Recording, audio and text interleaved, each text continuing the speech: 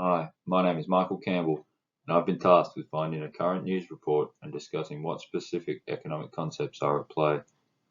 The topic I've chosen for the assignment is the current state of the Australian construction industry. First, the problem.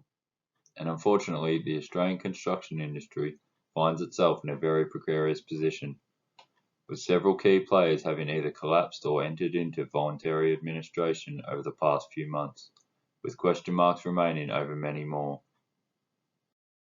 While the supply and demand factors responsible for the knife's edge the industry finds itself on will be explored in more detail over the coming slides, it may appear to an economist that nothing is amiss. After all, the natural ebb and flow of price in a competitive market such as this is considered normal.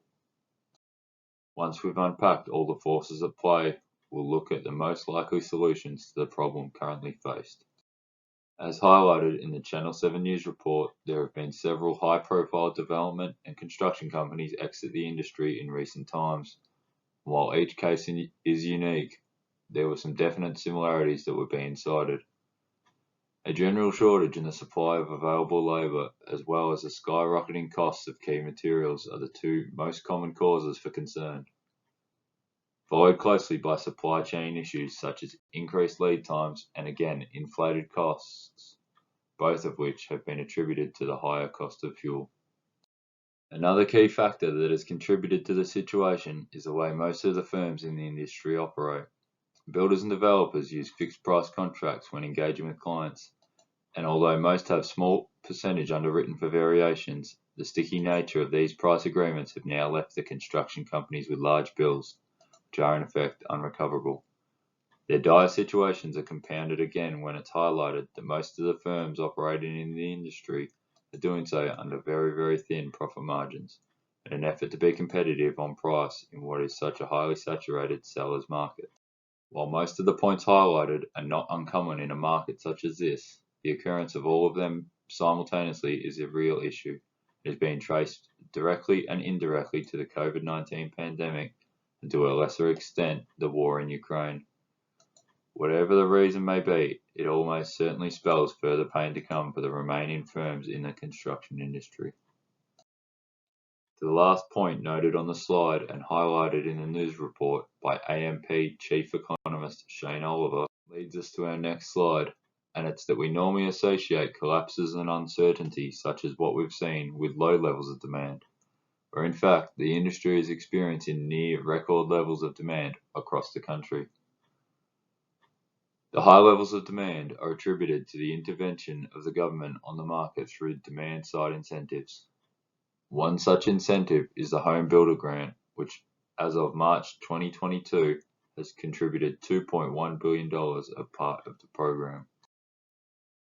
The side effect of the government intervention is that it negates the natural forces that would normally dictate the equilibrium.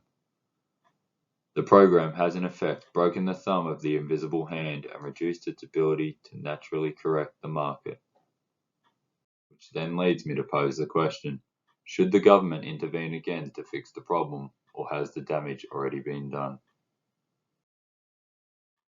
Before answering the question, I've prepared a short visual recap of the key points and current state of play. Firstly, we have the fixed price contracts put in place by builders and represented here by the blue dot. Next up, there are the supply side pressures around materials, labour and the supply chain, all attributed in some way to the pandemic and the unrest in Europe. Next is the irregular demand driven up by the aforementioned government grants. The changes in supply and demand have resulted in a significant change in the equilibrium, shown here in yellow. While the difference between the new equilibrium and the original one represents the large deficit that either has to be absorbed by construction firms or they will cease operations, which is where we currently find ourselves. The situation, in my opinion, can now only be salvaged through further intervention from the Australian state and federal government. Having directly contributed, albeit unknowingly, to the problem, it is now in their best interest to salvage whatever they can from the situation. They simply cannot sit idly by and allow the construction industry, which is a key pillar of the Australian economy, to collapse any further. The main priority for the government should be the immediate financial assistance for any firms or contracts that are able to recover. Second to that is the labour and material shortages, which could benefit in greater leniency around working visas and import taxes. Whatever the government chooses as its modus operandi, two things are certain. It needs to be soon and it needs to be effective. Thank you.